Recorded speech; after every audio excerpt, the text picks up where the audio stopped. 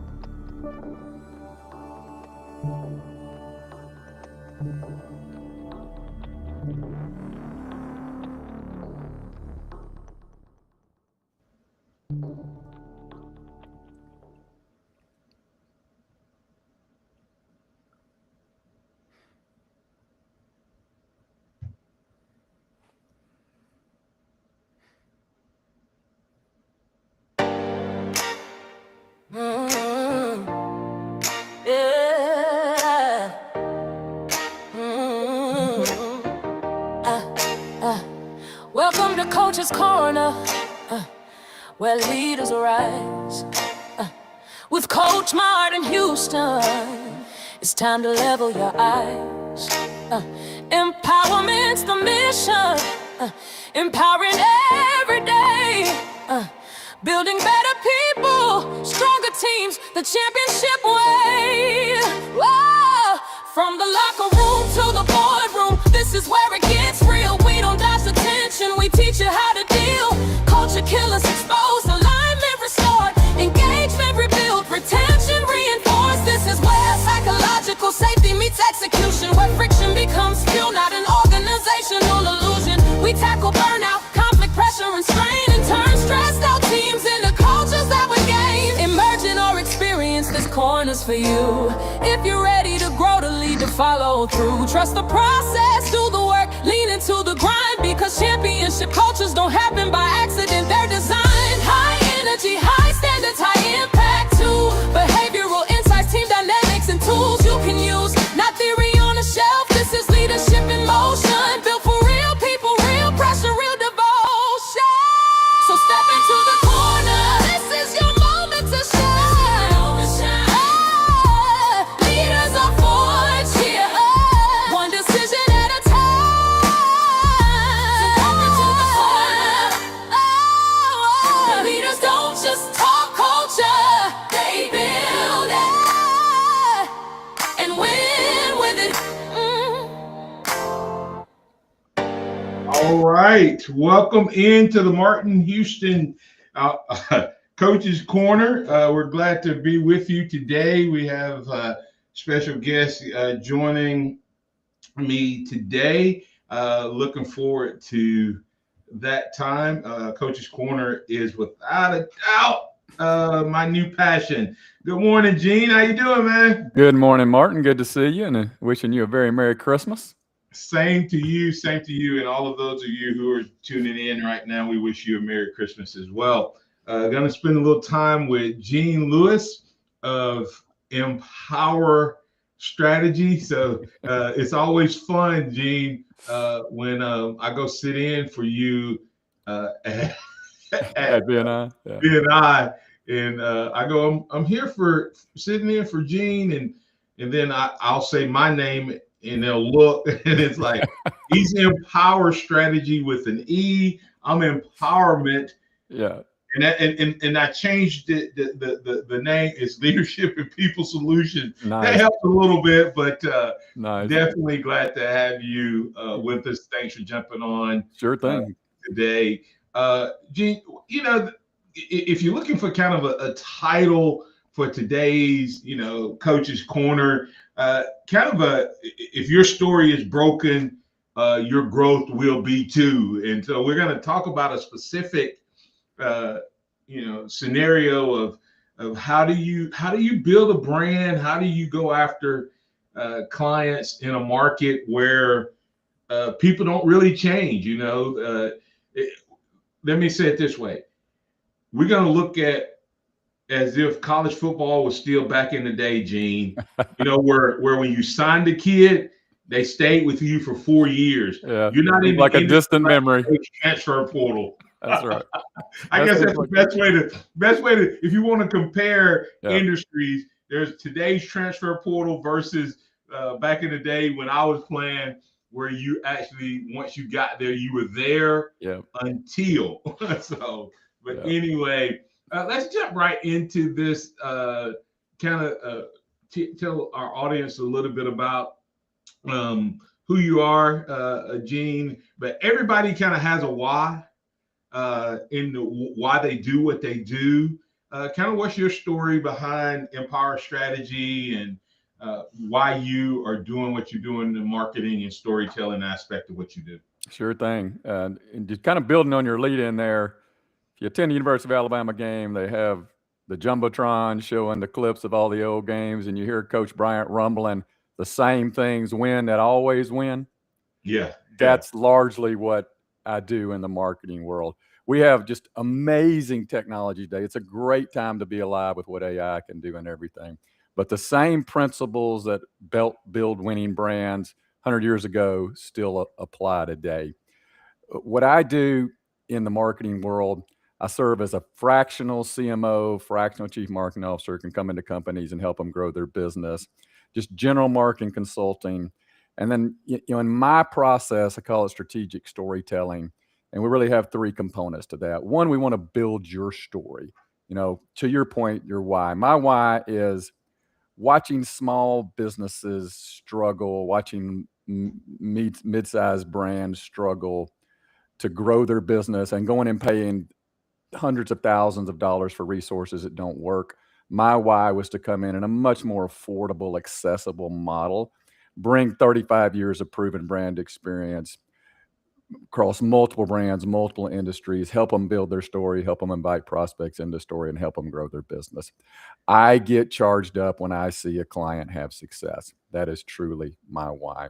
And that process we use is 3 steps. One, again, we build your story. What makes you unique, different? We look at the problem you're solving and who you're solving it for, what options they have to solve that problem, and why they should come do business with you. What makes you different and makes you attractive? And then we want to invite prospects into a story. Storytelling is the way information has been passed on since basically the beginning of human conversation. And you can be in a room and someone starts telling, hey, this happened to me last week, and they start into a story and you're leaning in and you want to listen. always kind of make it relevant to back when we were dating. If you can remember back that, Coach Houston, back when you were dating, and if you went out with someone and they sat during the evening the entire time and talked about nothing but themselves, you didn't really want to go out on a date with them again. So inviting a prospect into stories, understanding what they want, I'm shocked my wife went out with me again. I'm just kidding. understanding what the problems are that are keeping them from getting their want, and then you come in as the guide and help them Yeah, show how you can get them what they want. But always talking about what they want and what their problems are, talking about them. That's how you get prospects to pay attention to you. And then we tell the story. So we take yeah. your story, the story we've invited into them, and then we push that out in the marketplace in an omni-channel. It can be social, email, video, whatever it takes to go reach that prospect where they are. So kind of a 3-step process in strategic storytelling. That's really the synthesis of what I do and how I help brands grow their business. Okay, what we'll do the rest of our time is we'll kind of dig into some of that Sure. and some examples as well. But you said something earlier for someone that may have just joined in or maybe listening to this in a recorded format. You mentioned the term fractional, and there's a lot of young business owners or small business owners, mid-sized business owners that may not be fully familiar with that terminology. Now, Sure. I'll define it because that's something that we do from a coaching, leadership training. I'm a fractional learning and development officer as well. Can come in and help without them having to uh, pay all of the benefits Right. and all of the other expenses. They really get a team member that is embedded with them, yet they don't have the expense. And so it's a great tool, Gene. If you want to add any more explanation to that, great tool for small businesses. And some of the categories is marketing, human resource, Yep. leadership training. Those are some of the things that small businesses, mid-sized businesses sometimes go without, not realizing that they could make a small investment in a fractional person that would help them. Yeah, just to what you're saying there, the example you use, fractional chief marketing officer can come into the organization, set the strategy, set all the messaging, put the tactical marketing plan in place, and do that across multiple clients versus that client having to go out and hire a big agency that costs them, exponentially more, or a full-time employee, again, to your example, salary, benefits, all of that. The fractional model really works well for those small to mid-sized businesses who don't really want to take on that expense, but they want a higher level of expertise and a higher level of results. So that's where the fractional can come in and fit that gap. For those who may say, well, what's the difference between fractional and consultant? How would you kind of, because a lot of people think it's immediately the same, and I've had the challenge of trying to explain to them why I feel that what I bring to the table is a little different than a typical consultant. Yeah, that's a great question and a great delineation. I am worked with a client in the last month where I've given him his strategy and messaging, and now he's kind of contemplating continuing to work with me to execute the plan. And that's really where the difference comes in between a consultant and a fractional CMO. So in that example for him, I can assess the resources that are needed to execute, graphic artists, videographers, whatever it may be, have expertise of dealing with those type people, provide the RFPs for them, the proposals, evaluate them, see if it's a value, monitor, give them creative briefs, actually just stay with them through the entire execution process. That's really the difference. Consultant comes in, says, here's what you ought to do, and then they leave. Fractional CMO comes in and does that and then make sure that they monitor it and measure it. We put scorecards together, tracking. We set up meeting cadences where we're looking at the metrics and seeing if we're successful and revising from there. So it's much more entrenched with the organization versus providing a roadmap and then leaving. Yeah, I love to tell people I'm a fractional learning and development officer for Pfeiffer Wire. Nice. So I'm passionate about Pfeiffer.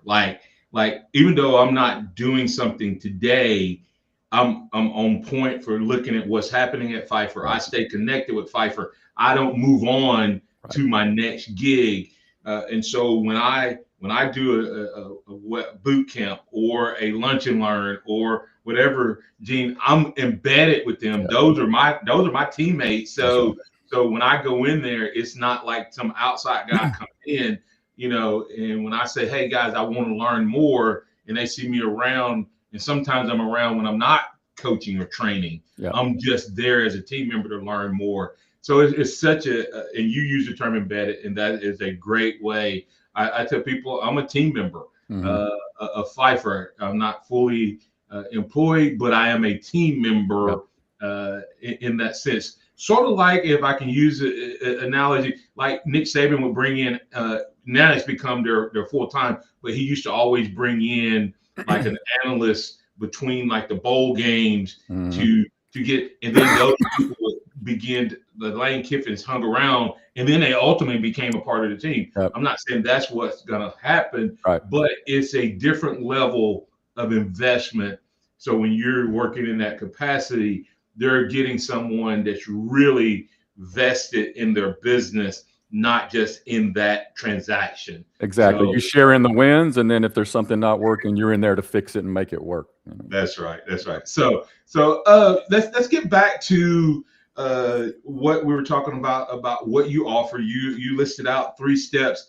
Let's break down step 1 of how that process starts. Why storytelling? I guess as you explained step 1 of your process, why do you feel storytelling, story branding is the best way to go? Because again, that's what people will pay attention to. Everyone loves a good story. You hear someone in a meeting stand up and say, once upon a time, now I'm listening. We call it transactional, involvement. I'm invested in it. You've seen that when you've watched a really good movie or a really good TV show. You sometimes maybe you start seeing yourself in that story. And so stories gain attention. They're how information is passed, and you always have a hero of a story. You'll have a villain in a story. And then we always have a guide, someone who's helping that hero get out there and accomplish what they want.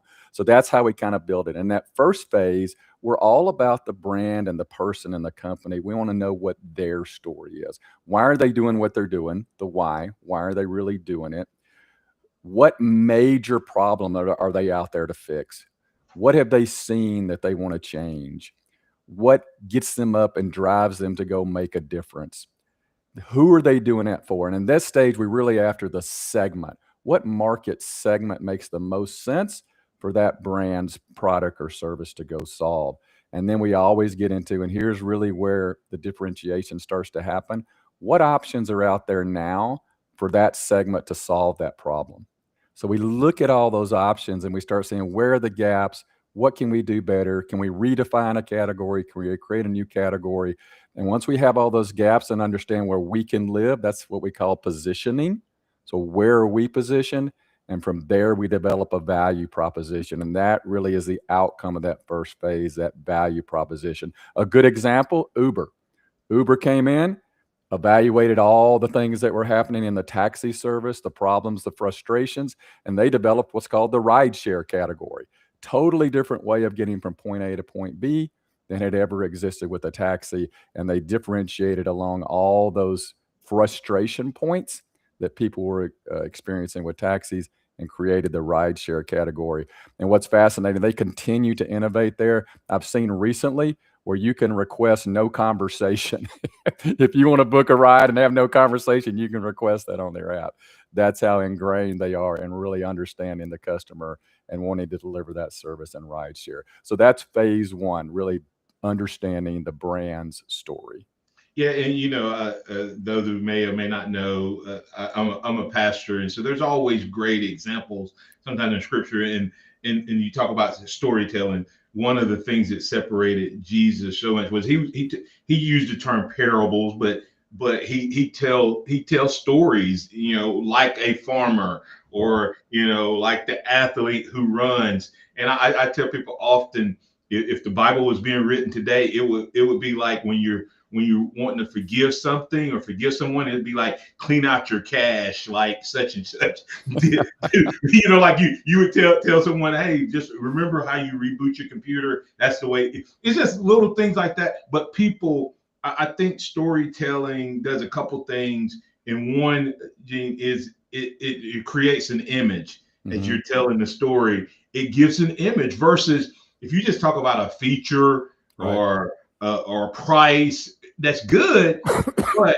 it doesn't create the image necessarily, because I don't know what the feature looks like. But if you say such and such was struggling with this, and then I came along and helped them with this, the person who's listening begins to do that. So you, first of all, you identify my story, kind of my story, what I bring, what I want to bring to the table, what problem I want to solve, what solution I want to bring. Once you have that identified, what do you do next? Yeah. So kind of the real difference is when we flow into telling the story. So in that first phase, we're really after market segment. In your business, companies needing leadership, roughly this size, whatever. And then we really want to dive into what we call persona in this next phase. So now we're going to talk to an individual person. So who within these organizations are you really needing to be talking to directly? And we blow that out in detail, everything about this individual person. We name them, likes, dislikes, habits, background, demographics, psychographics. We understand them inside and out. So then we start talking about this person and what do they want. We want to define what they want.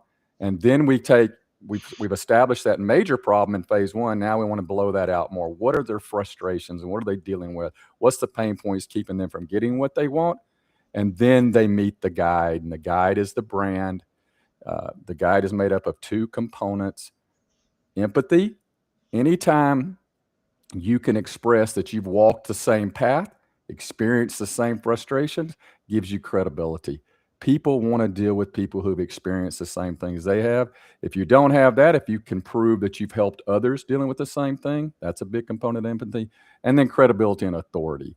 What capabilities, background, experience, results you have that you can talk about that will make those people trust you. And that takes time. It takes a lot of time to get people to trust you. But once you have that guide component and they trust that you can get what they want, then you call them to action. What do you want them to do? Then you give them a plan. You generally do a 3-step plan. We want to take them from where they are today to a solution. We show them what victory winning the day looks like, and we talk about the failure they're avoiding. So this is all the story brand process, book written by Donald Miller. It's a great framework for inviting people into a story. So once you have all the points of that framework outlined, you can develop what's called a brand script, which is basically the story you're inviting the prospect into, and it'll form the basis for all your communication efforts from there. Yeah, that's really you're dealing with someone, for instance, if they're looking, if they see I have labeled culture builder, and kind of what I would tell people is be willing to morph your story as you grow. Yes. Because you and I have gone through this process, and it helped me get off to a good start, get in the doors that I would not have been able to get into early on. And now it's time for me to come back to you, because now getting in there, I have begun to see, wow, people need leadership, but the problem that people are dealing with more and more is culture. Yeah. Culture is such an overarching thing. So now my why and my story is beginning to transform into, do you realize that culture is costing you engagement? Do you realize culture is costing you retention? Do you realize culture is costing you psychological safety and alignment with your vision? And it's the quiet killer. So I've been working through all of those things and going, okay, now who do I need to tell that? So now I go back to, you talking about the persona, is, hey guys, I'm looking at you. And if you're a leader, if you're an emerging leader and you're trying to build a team and you just inherited a team that has 50% turnover, it may not be a production problem. It may not be a work. It may be just a culture problem. Yep. I can help you with that. And the reason I can help you with that, talking about the empathy, is I've led teams where I took over and everybody on that team was either on a development plan or about to be on a development plan. and then I led that team. I led that team that when I left that team, not only was that the highest performing team, one of the people on that team replaced me as the manager. And this is all, and they may think, is Mark making this up? That's all the true story. That's what I did when I worked at Bell South. And now I need you to walk into that call to action. Why can I help you? If you'll call me, I can move you from dealing with retention and dealing with loss and dealing with production. Do you realize that production is down 50%, not because they don't want to, it's because of the culture. So it's just walking through that. So that's step 2. Now where we go from here. To step 3. One quick thing to point out, you made a great point in that, is, again, in step 1, we identified the market segment. You may have multiple personas within a segment. Right. So, and you want to do the story specific to that persona. So in your world, you may have the HR director, you may have the CEO, and their story that you lay out may be different. So the messaging and how you communicate with them can be different. So we always kind of determine that in the process. Are there multiple personas within a given market segment? So when we move into phase 3, now we're going to go tell the story. We understand the brand story and how we're inviting prospects into them. Now we got to go tell it. As we're really deep diving into that persona, we're learning where this prospect shows up. In your world, it may be they go to a lot of conferences.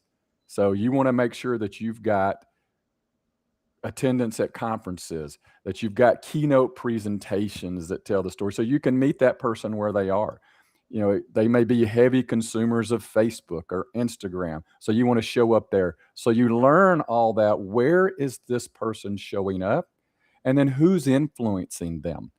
Where do they get their influence from? It may be a certain trade publication or a podcast they listen to. Can you tie into that? So that's how we kind of go tell the story, and we'll map out a customer journey. How do we move them from unaware to aware? How do we get them curious, interested? How do we get them to engage with us? Is it an ebook, a download, a podcast, a video series? What assets can we give them? If you think back to step 2, when we're building credibility and trust, that's how we do that, through demonstrating expertise, through assets that they can engage with. And we continue to kind of move them along that journey from engagement. A lot of times we'll want to do some kind of micro commitment. Bring Martin in for a day and let him run a seminar. That may be $1,000 to $5,000. I don't know. So it's a small micro commitment. They like that. They really engage with that. Then you can ladder them up to a full service. Very, very rarely can you sit with somebody, tell them what you do, and they buy the whole thing. You've got to move them along that customer value journey. And that's what we lay out in that 3rd step. And that's how we go tell that story.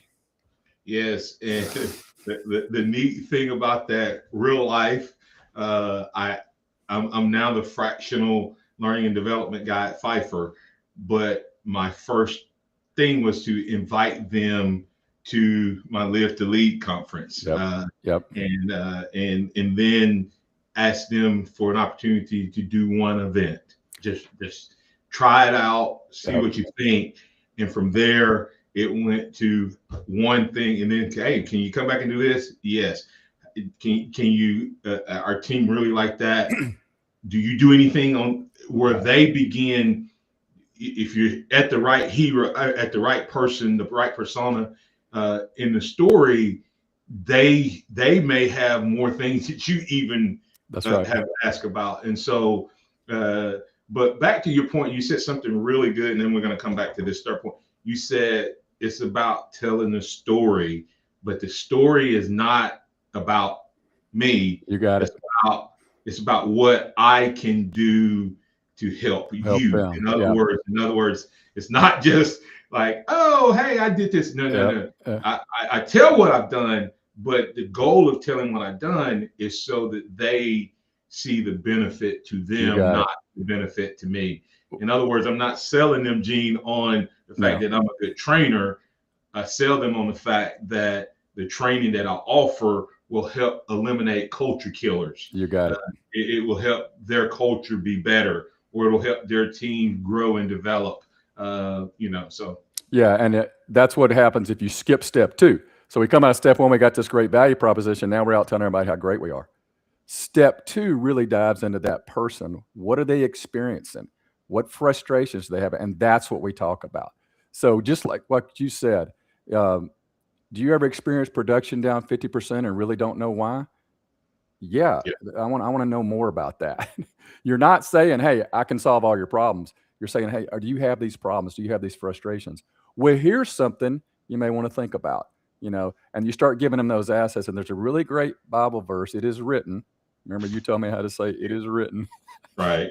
Taste, taste and see, right?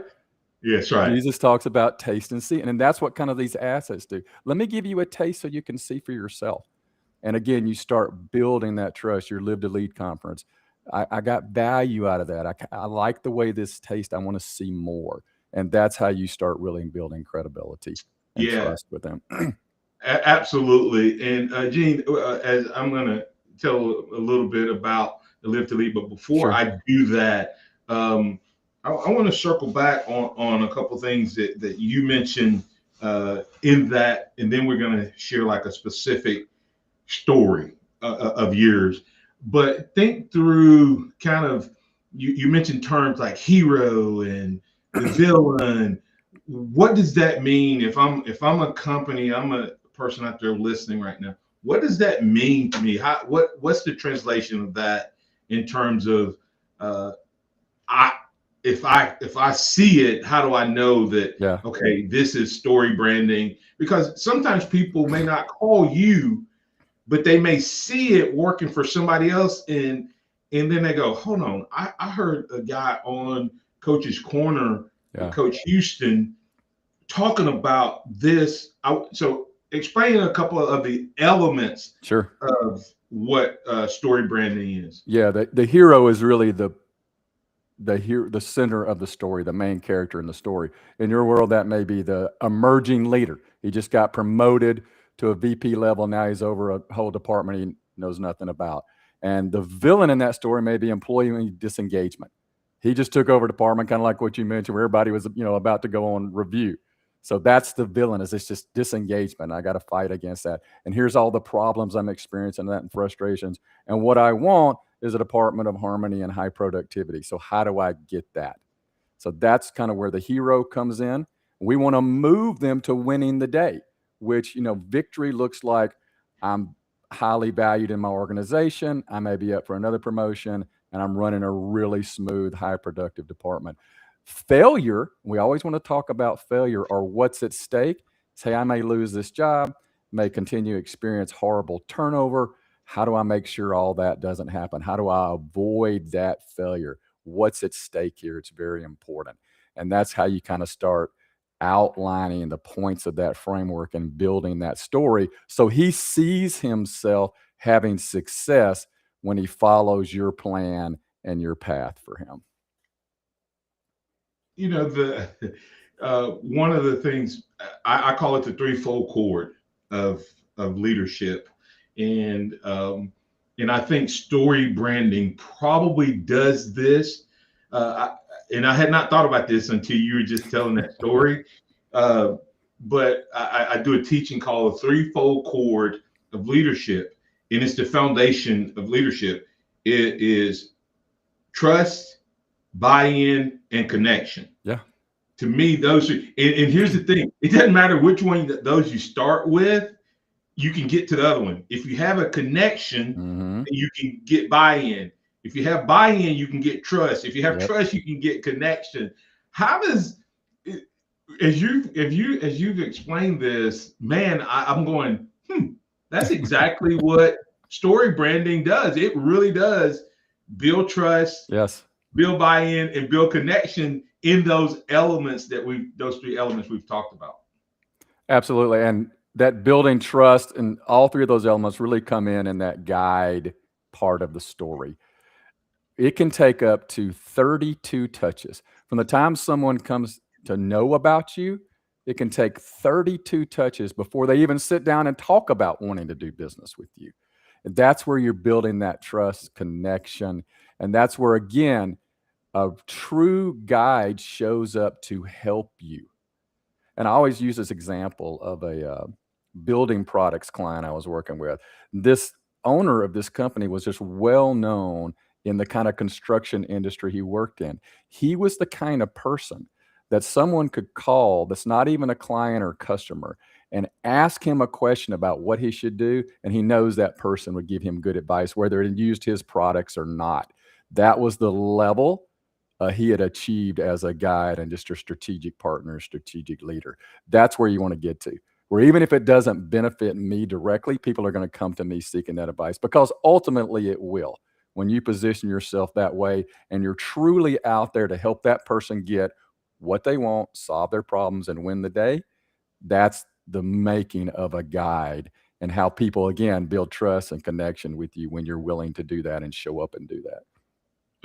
Before I talk a little bit about empowerment leadership series in the Live to Lead conference, what if some of the people that need what you need aren't established? They haven't built the credibility.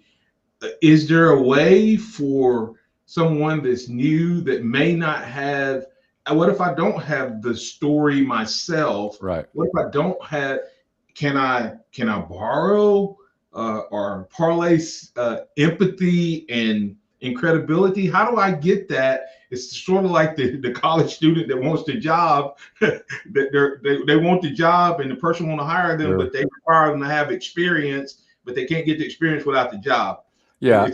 How do you address that? Yeah, I would really, that first stage, really mapping out the value you're going to bring and how you're going to bring it, and then you just own up to it. You know, empathy can come in, like I mentioned earlier. You really want someone who walks through that, has actually walked through that. But if not, you can just talk about, I've seen this situation. I have a passion for it. I want to learn everything I can about going and solving that. I haven't experienced it myself, but I don't want to see people in this situation dealing with poor culture. And then you get into credibility. Well, why should I want to do business with you? Well, I have this education. I've interned at this organization. I've done all these things in my life that are preparing me to be a great guide and a great brand for you. So lean into what you have and really talk about what you want to see. Again, what's that success look like, and how, even with no experience, can I get someone down that path? Yeah, and I'll parlay a sports analogy here. AJ McCarron just got hired as the Birmingham Stallions head coach. Yep. Never coached Never been a coach before, right? Right. So how does he get there? He gets there because it's like, I have learned from the best. Right. I have relationships, and I can bring in people who. So you use those relationships, and you surround yourself with people. And there's a lot of guys now, former players, who are now beginning to get head coaching jobs. Yep. And Scott I tell Cochran. people, Deion Sanders primetime has really opened up another whole. You talk about how Uber started another whole category. Well, Deion Sanders' success at an HBCU and then translating to the big leagues of Power 5, like Colorado, actually opened the door for another whole category of guys who would be falling behind. Because if you played football till you're 35 or 30 something, well, the other guys out here getting experience coaching, so you would always be behind. But because Deion's success, that's a way that you can parlay someone. You look at someone who's been successful, right, Gene, and then you take their experience and say, hey, I have a similar experience to this person, and here's what I bring to the table on top of that experience. That's right. And then, like you said, I've learned from that person. I learned the way they did it. It worked, and I'm going to apply that myself. Yes. Okay. Yeah. All right. Real quick before we transition here, just want to tell you about Empowerment, Leadership, and People Solutions. Big conference we have coming up. It's the Empowerment Leadership Series 1 conference, 2 days. In other words, January 27th, Bryant Conference Center, February 28th, the Synergic Center in Northport. Both of those events are going to start at 8 a.m. The first event's a little bit longer, a little more content, but both are powerful. Some of the speakers, John Maxwell, the number one guru in the world, NFL, former NFL player, Anthony Trump's great story, not orphan, foster upbringing, talks about the dark work and how he was able to be resilient. Then you have individuals like Tiffany Bova, who's going to be speaking. That's going to be your first group of speakers at Conference 1. Jesse Cole will also be headlining that particular event on January 27th. If you don't know who Jesse Cole is, he's the founder of Banana Ball, Savannah Banana. Big time. It's going to be a powerful, powerful time. Then others, Maxwell, with a different talk, will be at the second conference. Craig Rochelle, big time thought leader, pastor, great time. And Valerie Burton's going to be at the second one. And then what I love about it is I get to bring in these guys. Now, they won't be there in person. They'll be video, virtual speakers. I couldn't afford it. I tell people all the time, they're like, you going to bring all those people? I'm like, that would be like $250,000 just for their fee. So I'd have to charge you more than $85 for an individual ticket and $70 for a group of 5. If you get group of 5 or more, you can get the tickets for $70. But registration is open right now. There's an early bird promo code up until the end of the year. Empower, all caps 2026, Empower. You can see it on the screen there. Go to martinhouston.org, martinhouston.org/live to lead, and just click on which conference.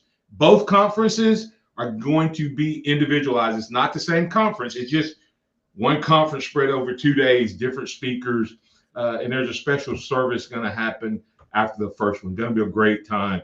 And the part I love most, Gene, is I get to bring in guys and gals like you who will be speaking. So I want to ask you a little bit about that. Dana Duckworth is going to keynote the second. Oh, nice. Yeah, she's going to keynote the second conference. I'll be speaking a couple times. We have breakout sessions with you and other great speakers and partners of mine. So it's going to be a full day, fun day. And there's nothing else in Tuscaloosa, in West Alabama, like it. Right. Nothing. No one else is doing this. And to have access to this level, it's just amazing, Gene. I mean, these speakers, anywhere from $25,000 to $100,000 for hearing them speak, and you're going to get to have access to all of them in one day if you go ahead and register. Once again, that's martinhouston.org/live to lead. Early bird promotion through the end of the year, Empower 2026. And if you're a church or student organization, you also qualify for a 20% discount. Right now, you can get the early bird, and then after that, you still get that 20%. But go ahead and register now while you can. Gene, as we move forward in this conversation, tell me a little bit about you were able to be a part of it last year, Live to Lead conference. And what were your thoughts about that? And then we're going to circle back on your story. Sure. The video speakers are really maybe more impactful than you might think in terms of it not being there live. I thought they were all great. You get really rich content, people you wouldn't normally have the opportunity to see, you can see on that. And then the breakouts were just a lot of fun. You had a really diverse group, a lot of different types, people in roles there. And that was a lot of fun. I really enjoyed it, got a lot out of it. You had some students from the university there that I connected with and still have kind of some conversations with. So it's an overall great event. And like you said, there's nothing really else in this town you can go and get that much business knowledge in one day that you can really then leave and go apply to your business. So it's a very unique event that I would encourage people to show up to. At that price for what you can get out of it, it's a great value. Great. Yeah, it's power packed, Gene, and it'll be over. There's a special service that takes place at 2, but all of the business content that I'm talking about that you're paying for is from 8 to 2. So it's jam packed, man. What you're going to be doing a breakout session? Do you want to tease the audience on what you're going to talk about? Yeah, the subject, my talk will be marketing deja vu. And it'll be a lot of what I said when we first started this, is that the same things win that always win. So a colleague and I have written an ebook that's going to be published fairly soon called that Marketing Deja Vu. Between us, we have about 70 years of marketing experience. So we've got Marketing Deja Vu and the 7 truths of marketing. We just did one for every 10 years. When we hit 80 years, we're going to do another edition and just have the 8 truths. So there wasn't a lot of science to it. We came up with 7 really good truths. I will top line all of those, use some examples, kind of fun and lighthearted. Me and this gentleman have known each other a very long time, have lived a lot, seen a lot. And again, the technology and what's available today is absolutely amazing. It's just a wonderful time to be alive. But at the end of the day, it's about human to human connection. And I go through a lot of that in the talk. And then I'll go through the process I just said of how you can take your brand, your business, put that strategic storytelling process together using that kind of input to really much more effectively make your marketing work so your business grows. So y'all come and listen to Marketing Deja Vu, be lighthearted, and we'll have a fun time. Yes, and my goal is to try to speak with all of the other breakout opponents. Gene gets to kick it off, maybe because he's like been around forever. No, 70 years between the two of them. Will he be there with you? No, he won't be there with me, but I will be showing the book, and the okay, awesome. Well, congratulations on the book. And Gene, it's January 27th. That he's going to be sharing that. And what's the title once again? Marketing Deja Vu. Go tell your family and friends about it. Register for it. Join us on January 27th for a great time. It's going to be power packed, very impactful to help you grow. And just like the content you're getting here, at complimentary, no cost, no charge. That one is an investment that you're going to make, but I promise you, it's more than worth the investment that you're going to be asked to outlay. So, with that said, Gene, let's circle back on kind of making a specific tie-in. You have a client that we talked about earlier in the program.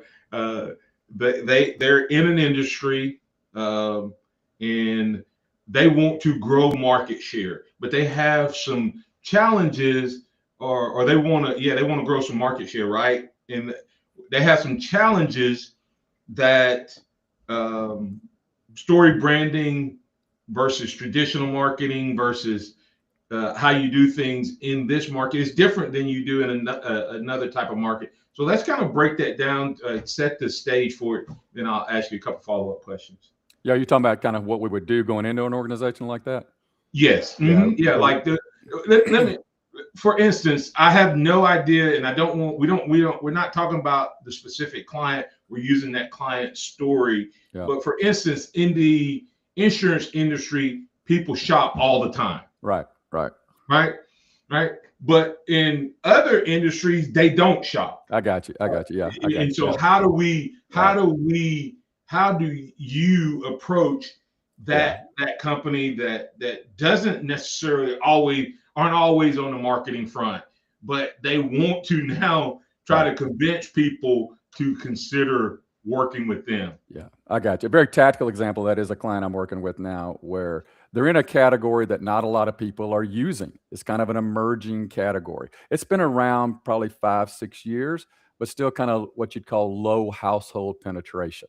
And what I mean by household penetration is you take toilet paper, has 96% household penetration. What the other 4% are doing, I don't know. I don't want to know, but that's a high penetration category. Okay.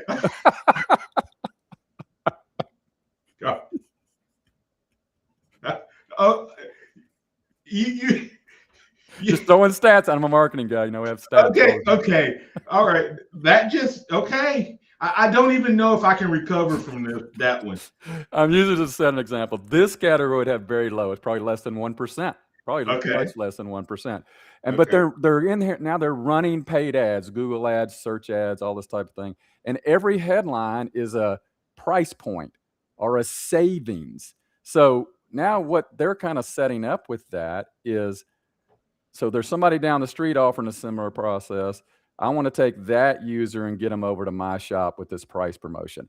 That sounds okay, but at the end of the day, I'm just kind of swapping that back and forth because they're going to come a price promotion and do it. What I want to do is And raise the water level, right?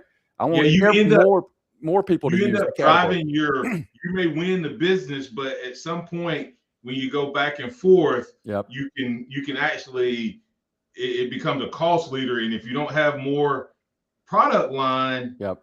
then all of a sudden, yeah, you won the business, but you didn't win the day. No. So what you want to do is sell the category.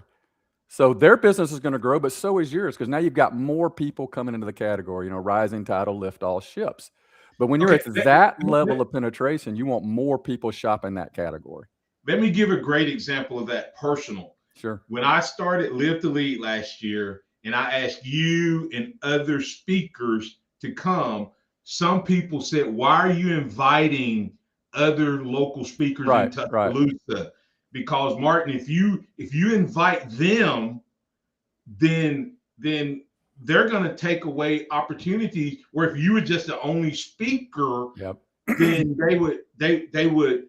then everybody that comes would invite you because they wouldn't know about the other people. And there are some of the people who were on stage with me last year when I called on a client to try to get their business. They said, "Oh, such and such knew this person that was at your event, and we hired them." I said, "Awesome." Yep. Because That's my exactly right. goal, to your point, my goal is I want people in Tuscaloosa and West Alabama to think first and foremost, hey, there's people in Tuscaloosa Yep.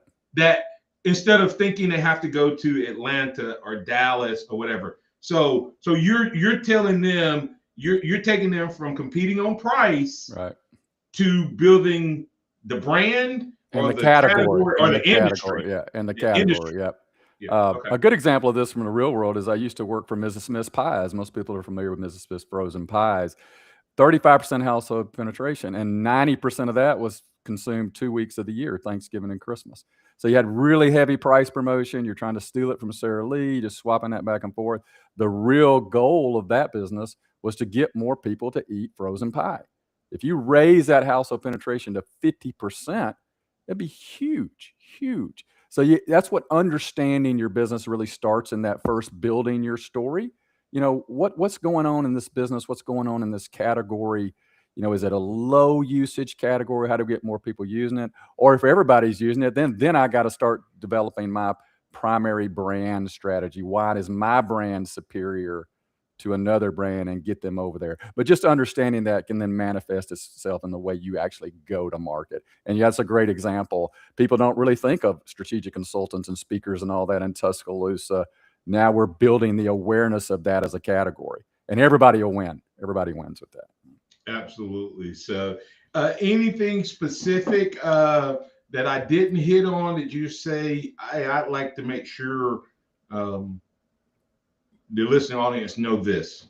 No, I think really great conversation. Appreciate you having me on.